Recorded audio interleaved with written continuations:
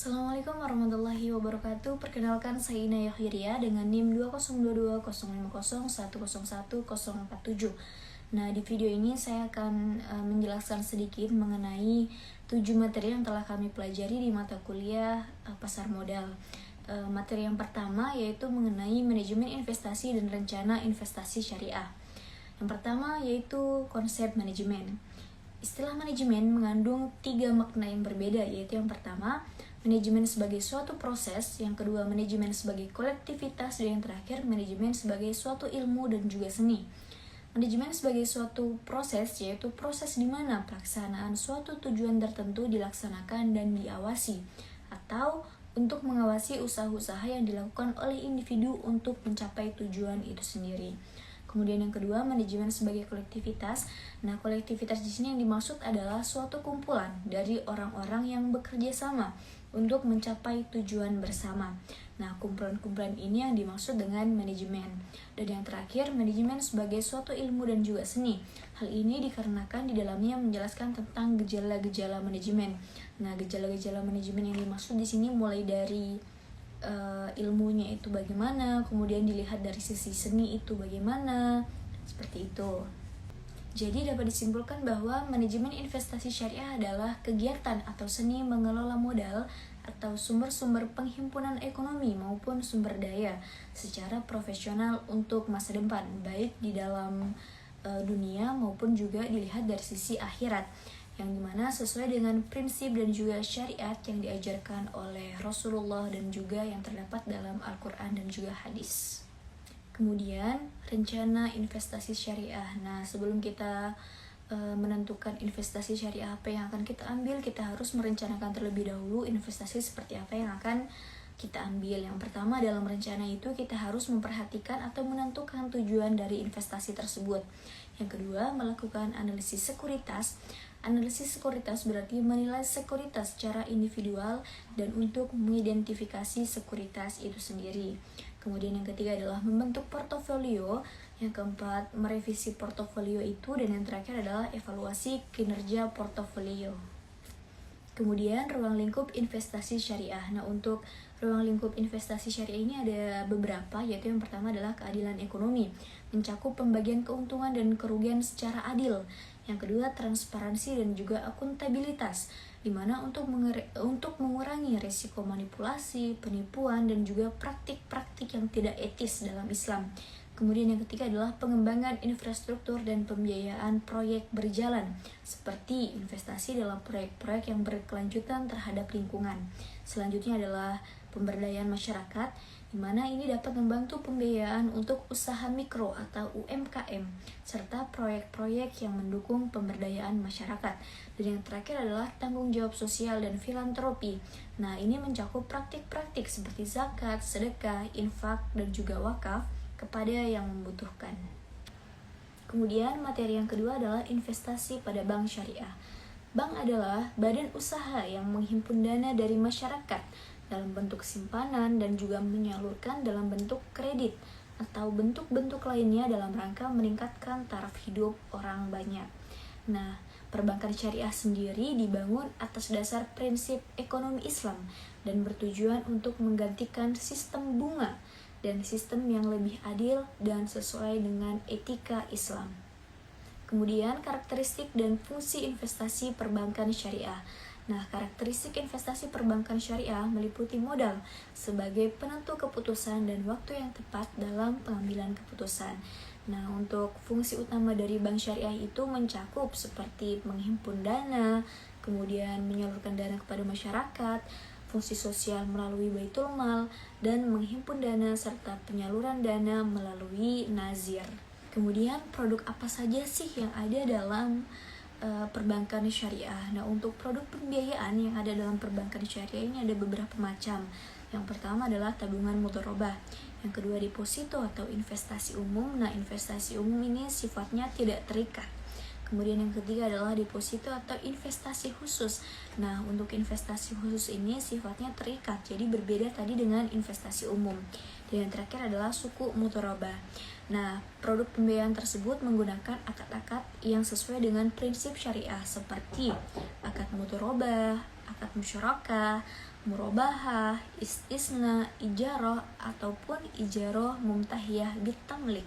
Nah, perbankan syariah juga memiliki peran sebagai nazir, di mana dalam menjalankan kewajibannya sebagai nazir itu sendiri terdapat beberapa peran dari perbankan syariah, yaitu yang pertama sebagai penyalur dan pengelola, yang kedua sebagai penerima dan juga penyalur, yang ketiga sebagai fund manager atau pengelola dana, dan yang terakhir sebagai kustodi atau penyimpan amanah.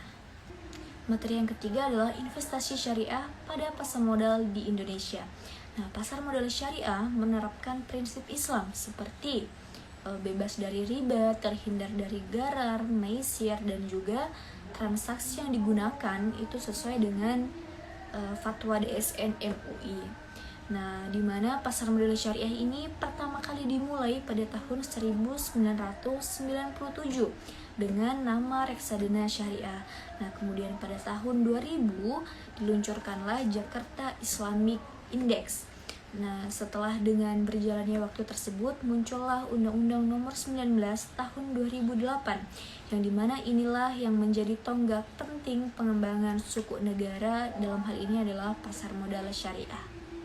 Kemudian perbedaan antara pasar modal syariah dan juga pasar modal konvensional, dimana kalau konvensional di sini tidak mempertimbangkan halal dan juga haram, intinya harus mendapat keuntungan saja.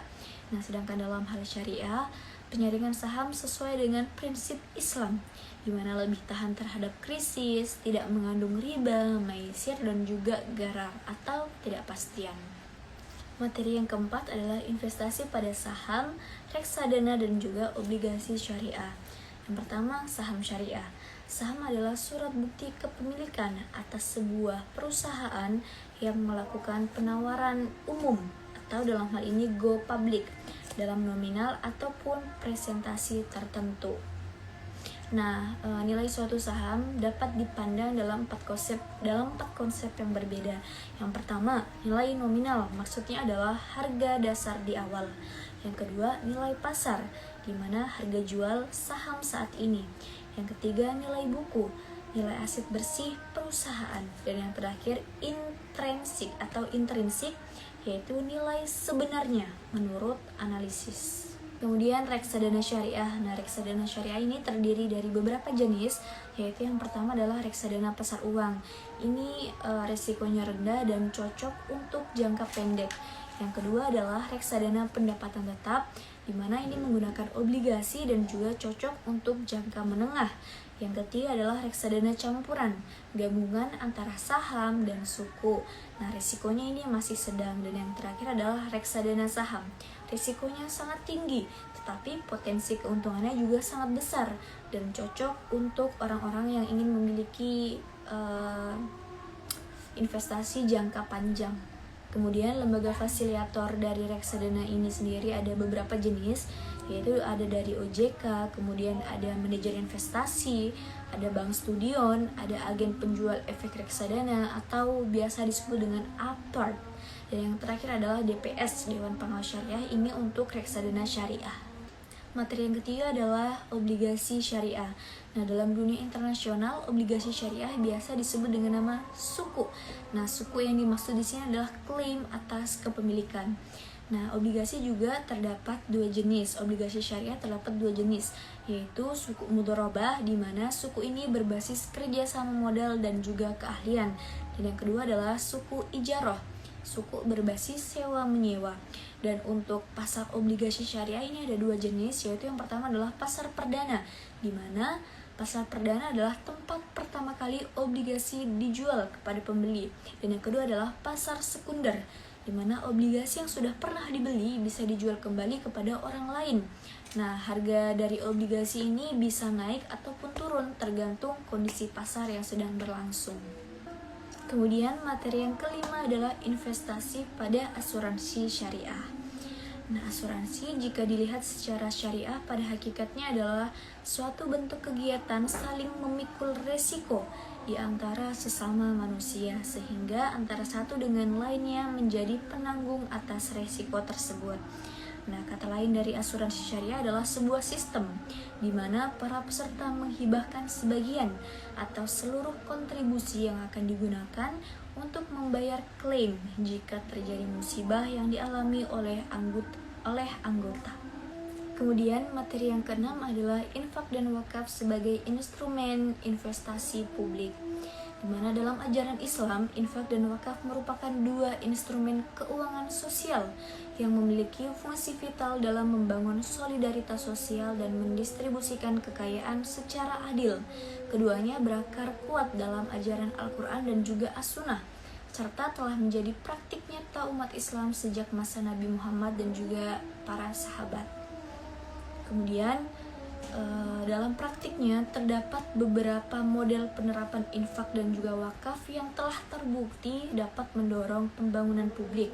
Di antaranya seperti wakaf tunai produktif dan juga digitalisasi pembangunan dana. Nah, digitalisasi penghimpunan dana maksudnya di sini adalah di mana infak dan juga wakaf dapat dilakukan secara digital atau menggunakan teknologi. Tetapi terdapat tantangan yang terjadi dalam hal infak dan juga wakaf ini, di mana tantangannya itu seperti rendahnya literasi masyarakat tentang wakaf dan juga produktif. Kemudian tantangan yang kedua adalah kurangnya inovasi dalam pengelolaan dana wakaf dan juga infak. Dan tantangan yang ketiga adalah minimnya kolaborasi antar pemerintah, lembaga wakaf dan juga sektor swasta lainnya. Tetapi dalam hal tantangan tersebut tentu sudah ada solusi yang mungkin sekiranya dapat dilakukan oleh pemerintah maupun kita sebagai masyarakat. Yang pertama adalah peningkatan edukasi dan juga kampanye publik tentang infak dan juga wakaf sebagai investasi. Kemudian solusi yang kedua adalah penguatan regulasi dan insentif perpajakan untuk pelaku wakaf produktif. Nah, solusi yang ketiga adalah kolaborasi antara Badan Wakaf Indonesia, Basnas, dan juga lembaga keuangan syariah lainnya. Kemudian materi terakhir adalah zakat dan sedekah sebagai instrumen investasi publik. Zakat adalah kewajiban yang wajib dijalankan oleh umat Islam bagi yang mampu untuk menjalankan tersebut, di mana dengan kita menjalankan kewajiban berzakat maka akan menyucikan diri kita dan juga mendekatkan diri kita terhadap Allah Subhanahu wa Ta'ala. Kemudian sedekah adalah segala bentuk kebaikan yang tidak terikat oleh jumlah, waktu, dan tidak terbatas pada materi, tetapi dapat dalam bentuk non-materi. Misalnya, menghindari rintangan di jalan, menuntun orang buta, dan juga memberikan senyuman. Nah, untuk sedekah ini terdapat beberapa jenis, yaitu ada sedekah wajib, sedekah sunnah, dan sedekah jariah. Nah, untuk sedekah wajib itu contohnya seperti zakat. Nah, zakat ini terbagi atas dua, yaitu zakat fitrah dan juga zakat mal. Kemudian yang kedua adalah sedekah sunnah, seperti memberikan makanan kepada yang membutuhkan, membantu biaya pendidikan bagi anak-anak yang kurang mampu, dalam hal ini dalam bentuk beasiswa. Kemudian yang terakhir adalah menyumbang untuk pembangunan fasilitas umum. Dan sedekah jariah itu seperti membangun masjid, menyediakan sumur untuk masyarakat, dan membuat perpustakaan. Baik, itulah tadi penjelasan dari saya mengenai 7 materi dari mata kuliah pasar modal ini. Untuk lebih dan kurangnya mohon dimaafkan. Wabillahi taufiq wal hidayah. Wassalamualaikum warahmatullahi wabarakatuh.